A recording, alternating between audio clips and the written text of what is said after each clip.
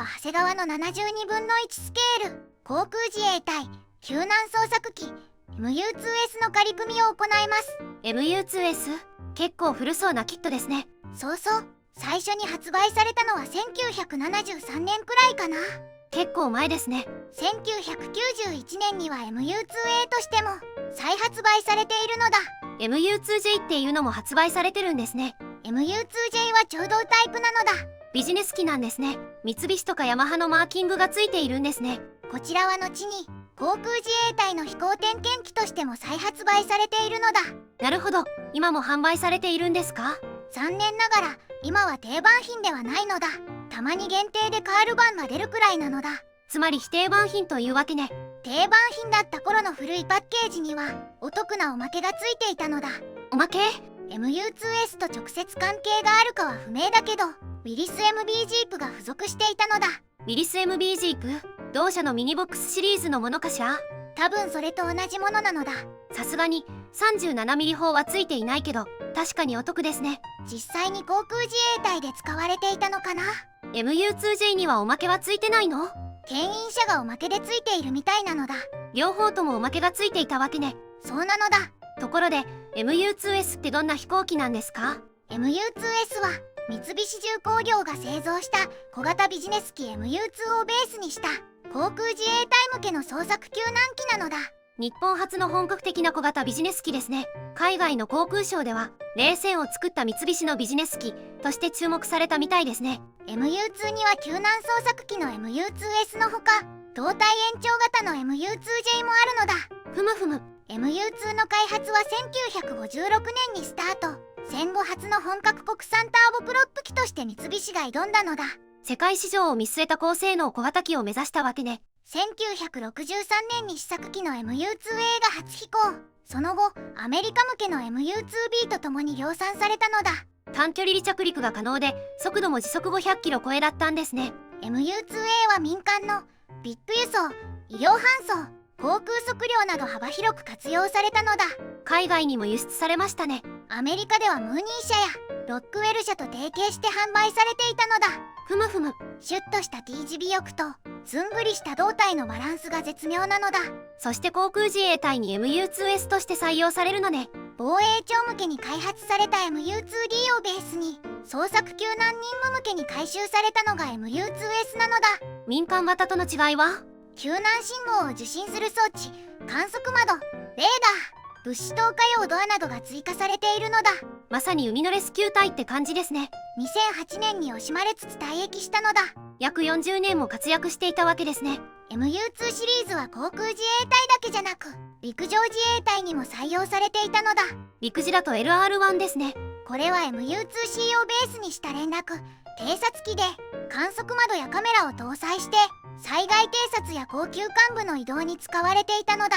全国の方面隊に配備され2009年まで現役だったんですね。そうなのだ。ところで MU2 って他のメーカーからも出ているの？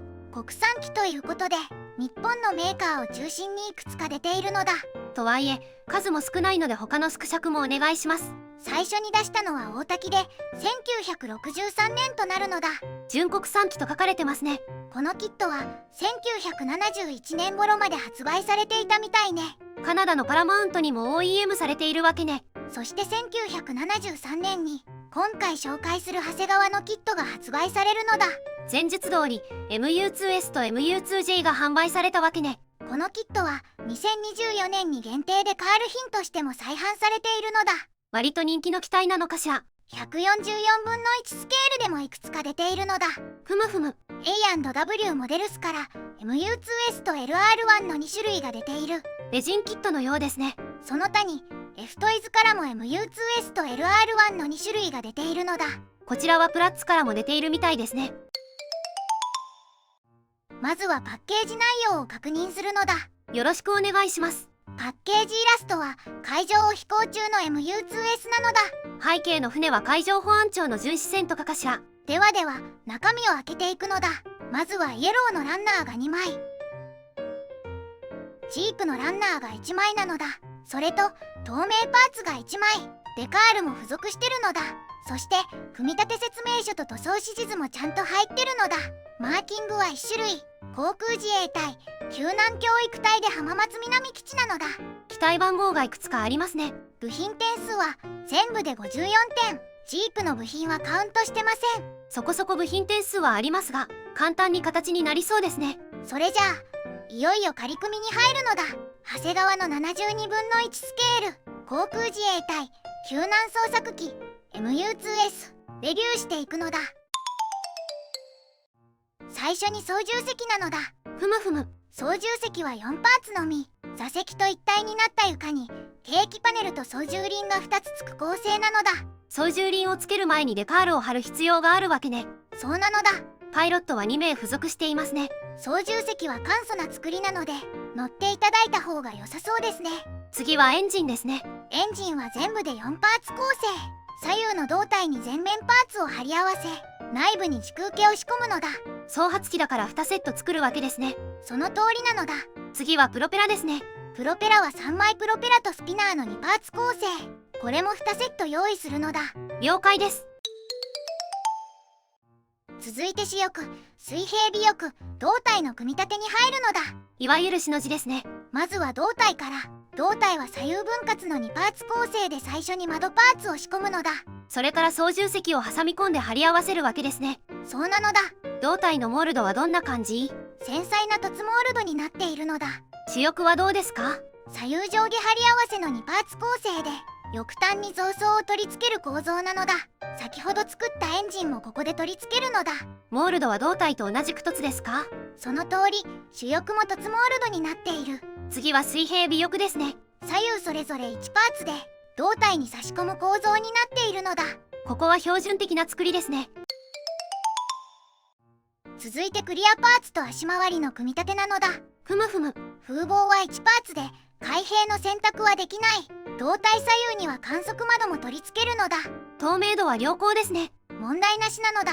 次は足回りですね。まずは左右支脚から左右それぞれ3パーツ構成でタイヤ、主脚、支柱で構成されている。